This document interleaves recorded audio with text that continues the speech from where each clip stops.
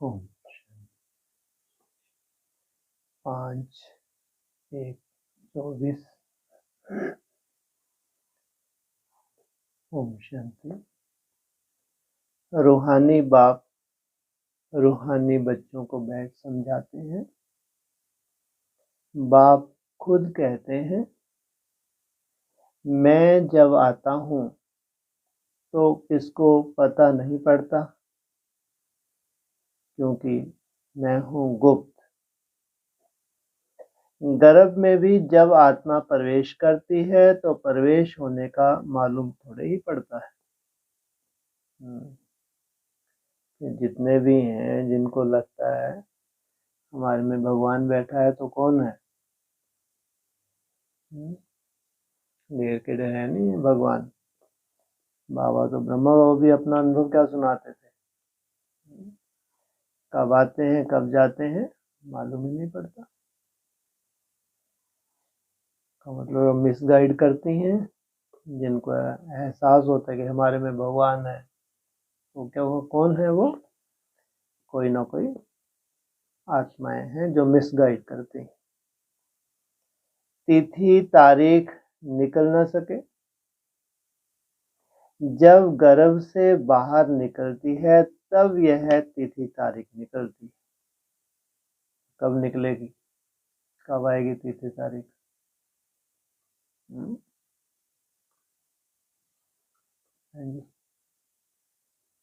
जैसे बच्चे का होता है तो वैसे ही बाप का भी होना चाहिए। तो कब? कल का अंत कब?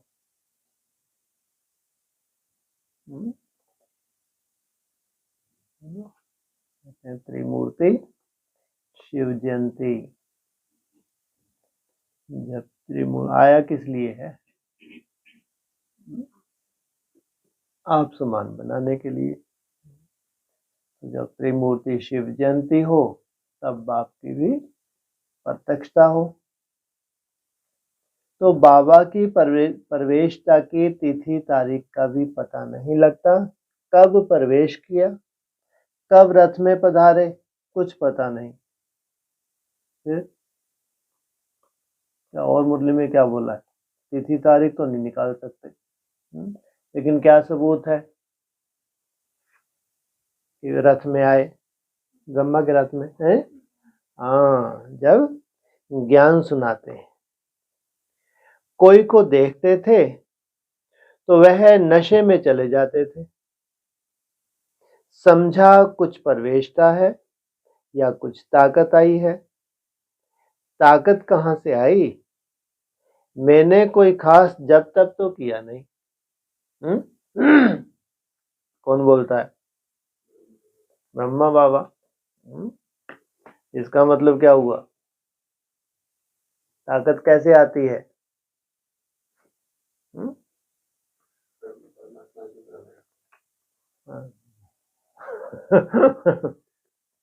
वो क्या बोल रहे हैं?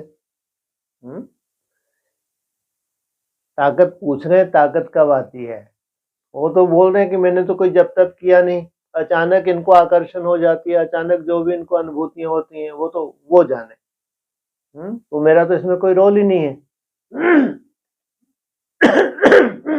यही मतलब निकला ना। अगर किसी को आकर्षण हो रही है तो किसकी हो रही है? शिव बाबा की। वो आकर्षित कर रहे हैं, और मेरी तो कोई ताकत ही नहीं है। तो क्या मतलब निकला? तो ताकत कैसे मिलती है? जब तब करने से। यहाँ जब तब कौन सा है? तपस्या, याद की तपस्या। जितनी आपकी तपस्या बढ़ती है तो वो भी एक ताकत है जिससे आकर्षण होती है, क्योंकि बाप आया ही है आप समान बनाने। तो इसको कहा जाता है गुप्त। उनका आना ऐसे है गुप्त। तिथि तारीख कुछ भी नहीं। सूक्ष्म वतन की भी स्थापना कब होती है?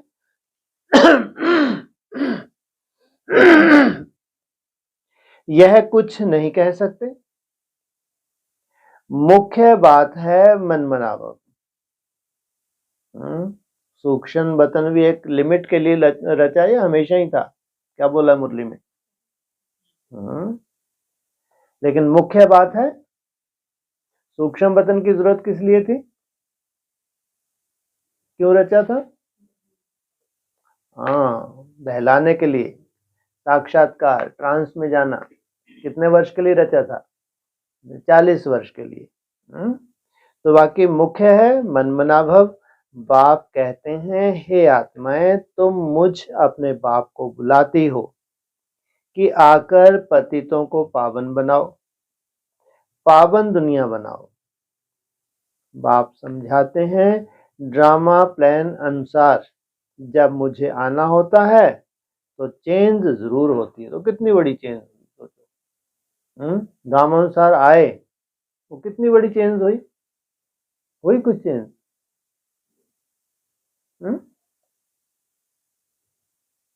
हुई कुछ है अभी तक चेंज? हुई नहीं हुई ये तो बताओ, क्या हुई?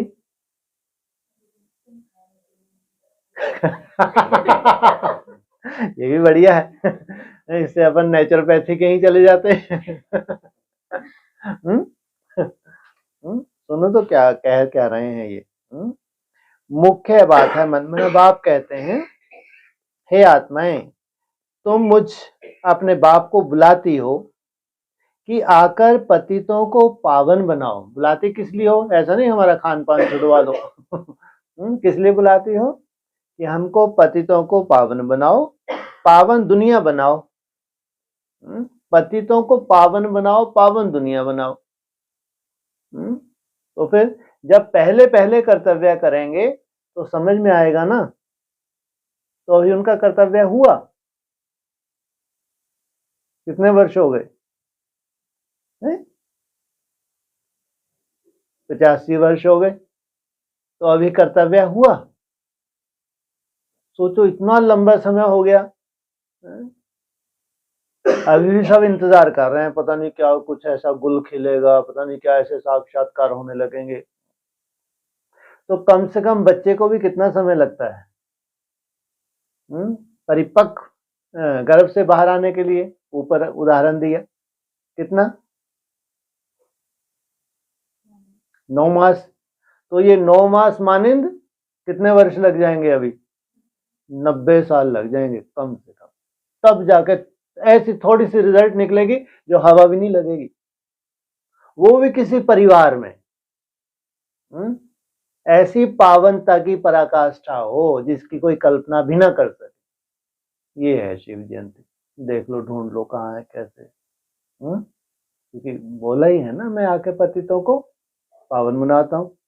तो पहले पहले किसको पावन बनाएंगे? पहले पहले, फिर 2 नंबर, फिर 3 नंबर, बाकी तो छोड़ो। पहले पहले। हाँ, तो कौन है ना? कोई मुकर्रर भी तो होगा, वो है पहले पहले। तो सोचो, यहां से उसकी पावन बनने की मशीनरी की शुरुआत होती है, जबकि अभी प्रत्यक्षता वाली कोई दूर दूर तक हवा ही नहीं है जब तक बाप गुप्त है। हमारे क्या काम के कुछ? अरे जब त्रिमूर्ति शिव जयंती हो गई तो फिर उनके संग का रंग, फिर तो दृष्टि से ही काम होगा। फिर ये बोल बोल की जरूरत है? फिर तो दृष्टि का गायन है शास्त्र में कि दृष्टि तेरी में जादू। बाप समझाते हैं, ड्रामा प्लान अनुसार जब मुझे आना होता है तो चेंज जरूर होती है। सतयुग से लेकर जो कुछ पास हुआ सो फिर रिपीट करेंगे। क्या? कहां से लेके कहां रिपीट करेंगे? हाँ, यहाँ शूटिंग पीरियड में भी रिपीट होता है। सतयुग त्रेता फिर जरूर रिपीट करेंगे।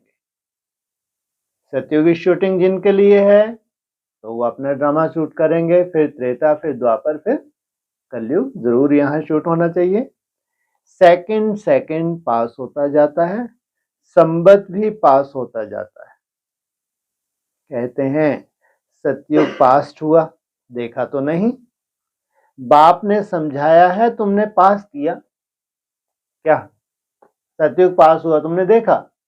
देखा तो नहीं, शास्त्रों में कैसे आ गया? जो स्थूल सतयुग है उसका कोई गायन है? तो शास्त्रों में आएगा नहीं आएगा? सतयुग का जिक्र भी आना है, त्रेता का भी, द्वापर का भी, तो कलयुग का भी आना है। तो शूटिंग पीरियड में कैसे वो शूट हो गया, कोई को हवा भी नहीं लगी। और ये फिर वहां साक्षात्कार होंगे कि उस सतयुग का भी जिक्र होगा, त्रेता का भी जिक्र होगा। तुम ही पहले पहले हमसे बिछड़े हो, यहां से शुरुआत होती है। अभी 90 वर्ष लग जाएंगे इनको। तुम पहले पहले बिछड़े हो और तुम ही पहले पहले संपूर्ण न्यास सब कुछ छोड़ छाड़ के ज्योति ज्योत समा जाते हो। जो पहले पहले बिछड़ा है वो सबसे पहले मिलेगा, जो 2 नंबर बिछड़ा तो 2 नंबर 3 नंबर होते, ऐसे नंबरवार किसमें समाते जाएंगे? उसी में समाएंगे और उसी से फिर नई सृष्टि की उत्पत्ति होगी। तो इस पर गौर करना है, कैसे हमने 84 जन्म लिए हैं जो फिर हूबहू लेने पड़ेंगे। इस पर क्या करना चाहिए? गौर करना चाहिए। हूबहू लेने पड़ेंगे, कुछ चेंज नहीं हो सकता। अर्थात दुख और सुख का पार्ट बजाना पड़ेगा। सतयुग में होता है सुख, जब मकान पुराना होता है तो कहां से छत बहती है, कहां से कुछ होता रहता है तो पुराना हो जाता है, तो फुरना हो जाता है कि इसकी मरम्मत करनी है। जब बहुत पुराना हो जाता है तो समझा जाता है यह मकान रहने लायक नहीं है। अब क्या हो गया मकान? ये सृष्टि रूपी मकान क्या हो गया? एकदम अब ये रहने काबिल नहीं है। तो क्या करेंगे? इसको मुरम्मत करेंगे। क्या करेंगे? एकदम नया। ऐसा नहीं। और जो थेगड़े थोड़े तो लगाए ना, बताते हैं जब इब्राहिम बुद्ध क्राइस्ट आए तो इसको क्या किया? थेगड़े लगाए मुरम्मत की। अब मुरम्मत नहीं, अब तो पूरा ही परिवर्तन, पूरी कलयुगी सृष्टि का महाविनाश और नई सतयुगी सृष्टि की स्थापना, तो नया मकान कहेंगे। तो नई दुनिया के लिए ऐसे नहीं कहेंगे अब तुम नई दुनिया में चलने लायक बनते हो, इसलिए कहा तुम अपने ही तन मन धन से क्या बनाते हो? नई दुनिया। अपने लिए या दूसरों के लिए? किसी की ताकत है उसमें प्रवेश हो। जहां एक साथ 16,000 संगठित रूप में योगी आत्माएं बैठ जाएं, एक ही साधु सन्यासी कितना जलवा दिखाता है आज। सोचो, तब की ताकत है नहीं है? तपस्या की ताकत है। कोई भी एक सिद्ध पुरुष हो जाता है तो लाखों उसके फॉलोवर्स होते हैं।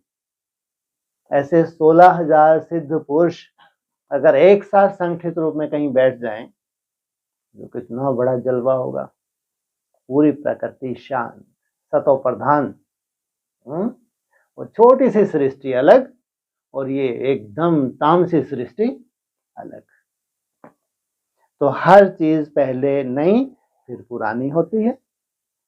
अब तुम बच्चों को यह ख्याल में आता है और कोई तो इन बातों को समझ ना सके। तुम बच्चों को क्या आता है? समझ आती? ये कहाँ बोला समझ आती है? तुम बच्चों को, हाँ, तुम हमको योग में बैठते हो तो तुमको ये ख्यालात आते हैं।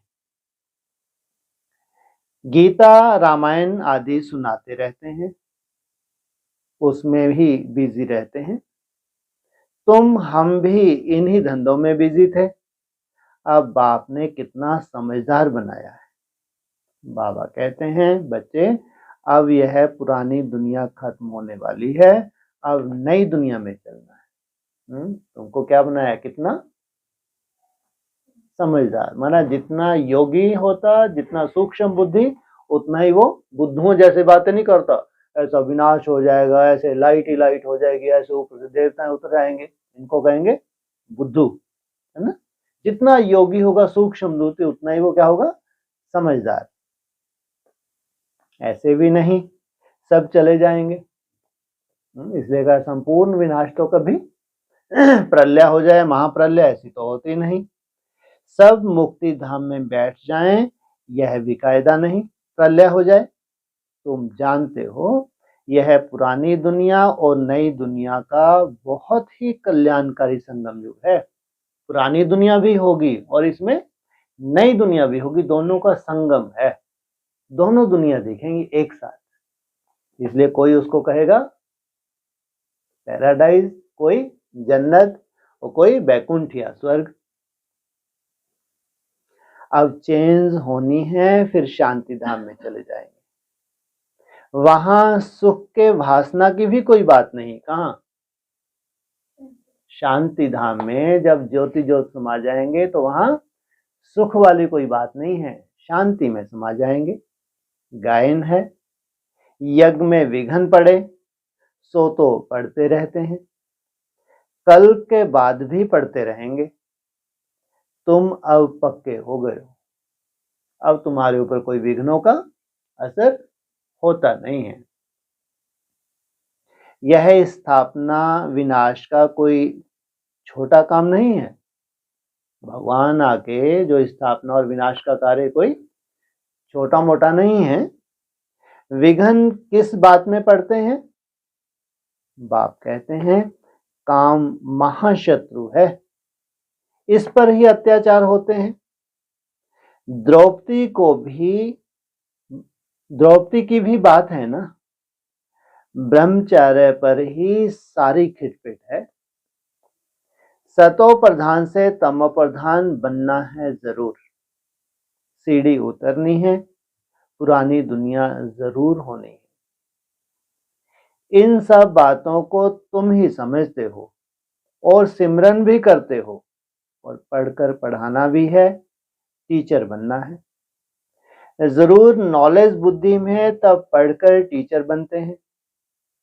फिर टीचर से जो सीख कर होशियार होते हैं तो गवर्नमेंट उनको पास करती है। टीचर से जो सीख कर होशियार होते हैं तो बेहद की गवर्नमेंट उनको पास कर देती है। तुम भी टीचर हो, बाप ने तुमको टीचर बनाया है। एक टीचर क्या कर सकते हैं? तुम सब हो रूहानी टीचर, तो बुद्धि में नॉलेज होनी चाहिए। ज्ञान तो बिल्कुल एक्यूरेट है मनुष्य से देवता बनने का। अभी जितना तुम बच्चे बाप को याद करते हो तो लाइट आती रहती है। कहां से आती है? जितना याद करते हो उतना ज्ञान की लाइट आती रहती है। मनुष्यों को साक्षात्कार होता रहेगा, क्योंकि आत्मा प्योर बनेगी ही याद से। फिर किसको साक्षात्कार भी हो सकता है? जब आत्मा पूरी प्योर हो जाएगी तो अभी साक्षात्कार की लीला भी चलनी है। बाप मददगार भी बैठा है। बाप हमेशा बच्चों का मददगार है, पढ़ाई में नंबरवार है। हर एक अपनी बुद्धि से समझ सकते हैं मेरे में कितनी धारणा है। अगर धारणा है तो किसको समझा कर दिखाओ। यह है धन। धन देते नहीं तो कोई मानेंगे भी नहीं कि इनके पास धन है। धन दान करेंगे तो महादानी कहेंगे। महारथी महावीर बात एक ही है। सब एक जैसे तो हो ना सके। तुम्हारे पास कितने आते हैं? एक एक से बैठ माथा मारना होता है क्या? वो लोग अखबार द्वारा बहुत बातें सुनते हैं तो बहुत चमकते हैं, फिर जब तुम्हारे पास आकर सुनते हैं तो कहते हैं हमने परमत पर क्या किया, यह तो बहुत अच्छा है। इसलिए क्या कहते हैं, भारतवासियों ने सुनी सुनाई बातों पर दुर्गति को पाया है। वो गलानी की बातें सुनाते हैं, फिर जब यहाँ आते हैं तो वो क्या से क्या अनुभव करते हैं। एक एक को ठीक करने में मेहनत लगती है। यहाँ भी कितनी मेहनत लगती है।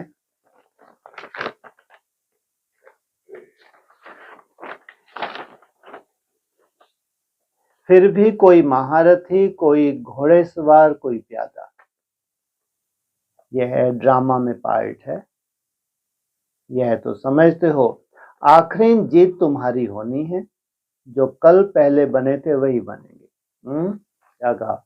आखिरी, हाँ, जो तुम मेहनत कर रहे हो, लास्ट में जीत तुम्हारी होनी ही है। तुम्हारा जो संकल्प है वो पूरा जरूर होगा।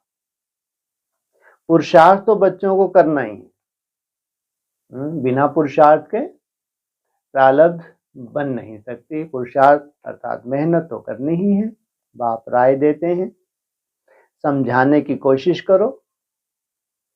पहले तो शिव बाबा के मंदिर में जाकर सर्विस करो।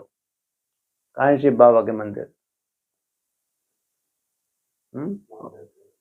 महादेव के मंदिर कहाँ है? महादेव का मंदिर कहाँ है? ये बड़ौदा में है एक आध। कहाँ? इनसे मिलो। बेहद की बात है ये। कहाँ है शिव के मंदिर? हाँ, बेसिक वो तो लक्ष्मी नारायण के मंदिर है, वो शिव के मंदिर थोड़ी है। लक्ष्मी नारायण के मंदिर में भी तो बोलते हैं ना जाके सेवा करो।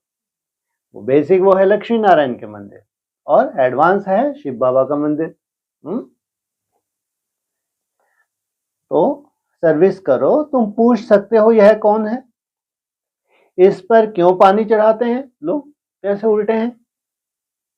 वो खुद सबको ज्ञान जल देता है। सोचो, ज्ञान सागर है, उस पर ही जल चढ़ाते। कैसी उल्टी रस्म है? क्यों चढ़ाते वे? चढ़ाते तो हैं, क्यों चढ़ाते हैं? वो तो लोटी है। हाँ, किसी ने तो चढ़ाया ना ज्ञान जल। किसकी यादगार है, किसने चढ़ाया पहले पहले? हाँ, जो लक्ष्मी वाली आत्मा है, उसने पहले पहले जो ज्ञान दिया, वो ज्ञान जल चढ़ाया शिवलिंग के ऊपर, वो यादगार बन गया। उनको लगता है उसने चढ़ाया, वो तो इतनी पवित्र आत्मा थी। और दूसरे भक्ति मार्ग लगे ही रहते हैं कि अर्जुन चाहे तुम्हारा कौन स्वीकार करता है। ठीक है, भावनाओं का फल मिल जाता है, लेकिन किसी ने तो चढ़ाया है जिसका यादगार बना। लौटियां तो बाद में अर्पण हुई, लेकिन पहले पहले जिस आत्मा ने चढ़ाया है, जिसके द्वारा बेसिक ज्ञान मिला, तो वो ज्ञान जल अर्पण करने के निमित्त बनती है। तो इस पर क्यों पानी चढ़ाते हैं? तुम अच्छी रीति जानते हो। ये पानी चढ़ाने का जो रहस्य है, तुम अच्छी रीति जानते हो। कहते हैं, गई टांडे पर आग लेने और मालिक होकर बैठ गई। कहावत भी है ना, वो आग लेने गई किचन में, क्या बन के बैठ गई? मालिक बन के बैठ गई। यह दृष्टांत भी तुम्हारा ही है। तुम जाते हो जगाने के लिए, तुमको निमंत्रण देकर बुलाते हैं, तो ऐसा निमंत्रण आए तो खुशी होनी चाहिए। काशी आदि में बड़े बड़े टाइटल देते हैं। कहाँ? आगे चल के कितने टाइटल बंटने वाले हैं? बस, उससे पहले कोई नहीं। पहले 8 टाइटल निकलेंगे काशी से, फिर 108, फिर श्री श्री 1000, फिर श्री श्री 16,000 तक भी टाइटल कहाँ से निकलते हैं? काशी से। जैसे भक्ति मार्ग का यादगार है, वो होता कहाँ है यादगार? संगम युग पे भी जो काशी नगरी है, वहीं से टाइटल निकलेंगे। भक्ति में कितने ढेर मंदिर हैं, यह भी एक धंधा है। कोई अच्छी स्त्री देखी तो उनको गीता कंठ कराए आगे कर देते हैं, फिर जो कमाई होती है वह मिल जाती है कुछ भी नहीं। रिद्धि सिद्धि बहुत सीखते हैं, ऐसे स्थानों पर जाना चाहिए। तुम बच्चों को कभी शास्त्रार्थ नहीं करना चाहिए, कोई बहसबाजी करने की दरकार नहीं है। तुमको तो जाकर बाप का परिचय देना है। मुक्ति जीवन मुक्ति दाता एक है, उनकी महिमा करनी है। वह कहते हैं अपने को आत्मा समझ मुझे याद करो। बाकी मन मनाभव का अर्थ यह नहीं कि गंगा में जाकर स्नान करो। मामेकम का अर्थ है मुझ एक को याद करो। मैं प्रतिज्ञा करता हूं मैं तुमको सब पापों से मुक्त कर दूंगा। कौन प्रतिज्ञा कर रहा है? स्वयं भगवान। तुम केवल एक मुझ को याद करो तो मैं तुमको सब पापों से मुक्त कर दूंगा। जब से रावण आया है तब से पाप शुरू हुए हैं। तो कितने पापों से मुक्त होना है? कितने जन्मों के पापों से मुक्त होना है? 63 जन्मों के पापों से मुक्त होना है। बाकी 84 के चक्कर से भी मुक्ति चाहिए। 63 जन्म के पापों से मुक्त हुए तो आत्मा कैसी बन जाएगी? हल्की भारी? एकदम हल्की। याद की यात्रा भी सहज, बीज रूप अवस्था में टिकना भी सहज हो जाएगा। लेकिन तो भी ऊपर तक जहां से चक्कर लगाना शुरू किया है वहीं तक चढ़ाई तो आपको चढ़नी ही है। इसलिए कहते हैं 84 के चक्कर से मुक्ति चाहिए।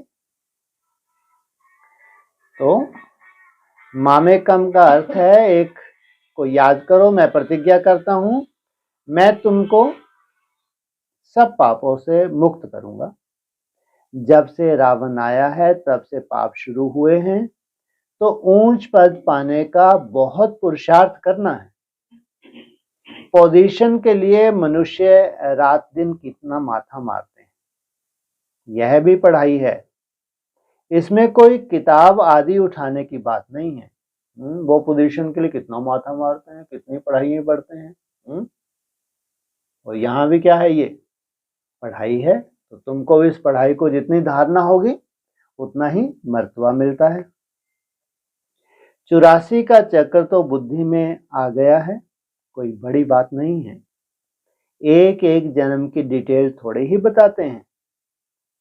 84 जन्म पूरे हुए, अब हम आत्माओं को वापस घर जाना है। आत्मा जो पतित बनी है उसको पावन जरूर बनना है। ये सबसे बड़ा चैलेंज है। कौन सा? घर वापस जाना, शरीर छोड़ के जाना कोई बड़ी बात नहीं, लेकिन जीते जी परम धाम की स्टेज में जाना, निसंकल्प अवस्था में जाना, ये है मुख्य बात। आत्मा जो पतित बनी है उनको पावन जरूर बनना है। घर जाने के लिए भी कंडीशन है। जब तक तुम पावन नहीं बने तब तक घर का दरवाजा तुम्हारे लिए खुल ही नहीं सकता। इसलिए बोला है या तो धर्मराज पुरी से पास होके या तो फिर योग बल से।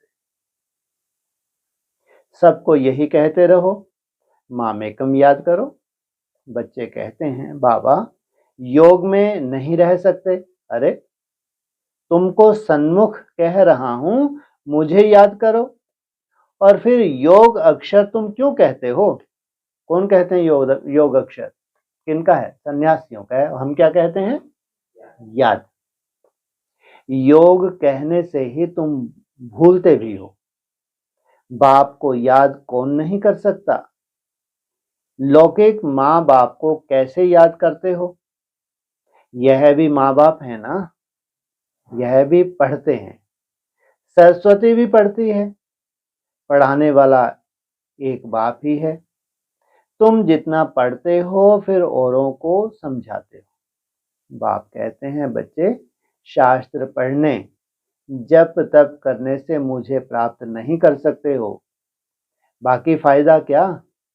सीढ़ी तो उतरते ही आते हो। तुम्हारा कोई दुश्मन नहीं, फिर भी तुमको समझाना है जरूर कि पाप और पुण्य कैसे जमा होता है। रावण राज के बाद ही तुमने पाप करना शुरू किया है। ऐसे भी बच्चे हैं जिनको नई दुनिया पुरानी दुनिया क्या है यह भी समझाने नहीं आता है। अब बाप कहते हैं कि बेहद के बाप को याद करो, वही पतित पावन है। आपको तो समझाना आता है नई दुनिया क्या है पुरानी दुनिया क्या है? आता है? आना चाहिए। कैसे? यही दोनों दुनिया है। ब्राह्मणों की दुनिया में पावन दुनिया भी है तो ब्राह्मणों की दुनिया में पतित दुनिया भी है। बाकी तुमको कहां भी जाने की जरूरत नहीं है। भक्ति मार्ग में सदैव पैर घर से बाहर निकलता था। पति स्त्री को कहते हैं, श्री कृष्ण का चित्र घर में भी है, फिर बाहर क्यों जाती हो? क्या फर्क है? पति परमेश्वर है, इसको भी नहीं मानते।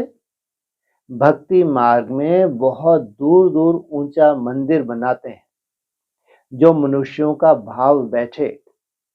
तुम समझाते हो, मंदिरों में कितना धक्का खाते हैं।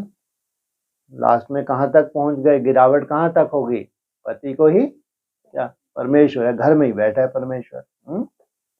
ये हालत हो गई। यह एक रस्म पड़ी है।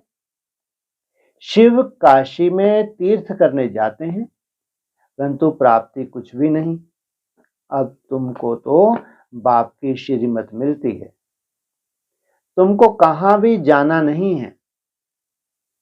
पतियों का पति परमेश्वर वास्तव में वह एक ही है जिसको तुम्हारे पति, काके, मामे सब याद करते हैं। वह है पति परमेश्वर अथवा पिता परमेश्वर। वह तुमको कहते हैं, मामेकम याद करो तो तुम्हारे विकर्म विनाश होंगे। मामेकम अर्थात केवल एक मुझको, इसलिए कहते हैं देह सहित देह के सब संबंधों को भूल। तुम्हारी ज्योति अब जग रही है तो तुम्हारे से मनुष्यों को लाइट देखने में आती है। जितनी जितनी ज्योति जगती जाती है तो क्या देखने में आती है? कैसे? लाइट देखने में आती है। ज्योति जगती जाती है कैसे? कौन सी लाइट? प्रकाश निकल रहा है? वो तो खुद के लिए हो गया, पॉइंट ऑफ लाइट में टिकना। तो मनुष्यों को, जो ज्ञान का प्रकाश है वो भी जो मनुष्य हैं, मनु की औलाद, मनन चिंतन करने वाले, तो बच्चों का भी नाम वाला होना चाहिए। बाप बच्चों का नाम तो वाला करते हैं ना। सुदेश बच्ची समझाने में बड़ी तीखी है, पुरुषार्थ बहुत अच्छा किया है तो पुरानों से भी आगे गई। इसमें भी जास्ती पुरुषार्थी आगे चली जाएगी। सारा मदार पुरुषार्थ पर है, हार्ट फेल नहीं होना चाहिए। और हार्ट फेल होता भी कहाँ है? किसमें होता है? पुरुषार्थ में। इसलिए बाबा पुरुषार्थ में अप डाउन होता है, इसमें कभी हार्ट फेल नहीं होना चाहिए। पिछाड़ी में आया तो भी सेकंड में जीवन मुक्ति पा सकते हैं। दिन प्रतिदिन ऐसे बहुत निकलते रहेंगे। क्या? पिछाड़ी में आते रहेंगे, ऐसे बहुत निकलते रहेंगे तो बहुत जल्दी जल्दी पुरुषार्थ करने लगेंगे। ड्रामा में तुम्हारा विजय का पार्ट तो है ही, है ही। कैसे ठप्पा लगा रहे हैं? क्या? ड्रामा में तुम्हारा विजय का पार्ट तो है ही, माना पुरुषार्थ कर रहे हो तो इतने निश्चय बुद्धि होना चाहिए। विघन भी पढ़ते हैं, विघन भी पढ़ने हैं। और कोई सत्संगों में ऐसे विघन नहीं पड़ते हैं। यहाँ विकारों पर ही हंगामा होता है। गायन भी है, अमृत छोड़ विष काहे को खाए। ज्ञान से एक देवी देवता धर्म की स्थापना हो जाती है। सतयुग में रावण राज हो ना सके। समझाने कितनी साफ है। जब सतयुग की स्थापना होगी, वन आएगा तो रावण राज वहां हो नहीं सकता। समझाने कितनी साफ है। राम राज्य के बाजू में ही रावण राज भी दिखाया है। बाजू में, एक तरफ राम राज, दूसरी तरफ रावण राज। तुम टाइम भी दिखाते हो। यह है संगम। दुनिया बदल रही है। कौन सी दुनिया? कौन सी दुनिया बदल रही है? ब्राह्मणों की दुनिया बदल रही है। स्थापना, पालना, विनाश कराने वाला एक बाप है बहुत सहज, परंतु धारणा पूरी होती नहीं और सब बातें याद आती रहती हैं, बाकी ज्ञान और योग भूल जाता है। तुम ऊंच से ऊंच भगवान की संतान हो। कितने भगवान हैं? तुम ऊंच से ऊंच भगवान की संतान हो, दिन प्रतिदिन तुम सॉल्वेंट होते जाते हो। धन मिलता है ना, खर्चा भी आता जाता है। बाबा कहते हैं हुंडी भरती जाएगी, कल्प पहले मिसल ही तुम खर्चा करेंगे। कम ज्यादा ड्रामा करने नहीं दूंगा। कम ज्यादा ड्रामा करने नहीं देगा। खर्चा कितना होगा ड्रामानुसार, कल पहले मुआफिक, कम ज्यादा नहीं होगा। ड्रामा पर बाबा का अटल निश्चय है। जो पास्ट हुआ ड्रामा, ऐसे नहीं कहना चाहिए, ऐसे होता था, यह नहीं करते थे। अभी यह वह अवस्था आई नहीं है। कुछ ना कुछ मुख से निकल जाता है, फिर फील होता है। हमारे अनुकूल सीन नहीं होती है तो फील होता है। बाबा कहते हैं बीती को चिताओ नहीं। क्यों? क्या बोला ऊपर? ड्रामा में जितना है उससे ऊपर नीचे हो नहीं सकता, इसलिए बीती को चिताओ नहीं। आगे के लिए पुरुषार्थ करो कि ऐसी भूल फिर ना हो। इसलिए बाबा कहते हैं चार्ट लिखो। ऐसी भूल फिर ना हो, इसके लिए क्या करो? चार्ट लिखो। इसमें बहुत कल्याण है। बाबा ने एक को देखा, सारी जीवन कहानी लिख रहे थे। समझते हैं बच्चे सीखेंगे। यहां फिर श्रीमत पर चलने में ही कल्याण है। यहां झूठ भी चल ना सके। नारद का मिसाल, चार्ट से बहुत फायदा है। बाबा फरमान करते हैं तो बच्चों को फरमान पर चलना चाहिए। कौन सा फरमान करते हैं? मुख्य चार्ट का फरमान करते हैं तो फरमान पर चलना चाहिए। अच्छा, मीठे मीठे सकीलदे बच्चों प्रति माता पिता बाप दादा का याद प्यार। Good morning. रूहानी बाप की रूहानी बच्चों को नमस्ते। ओम शांति।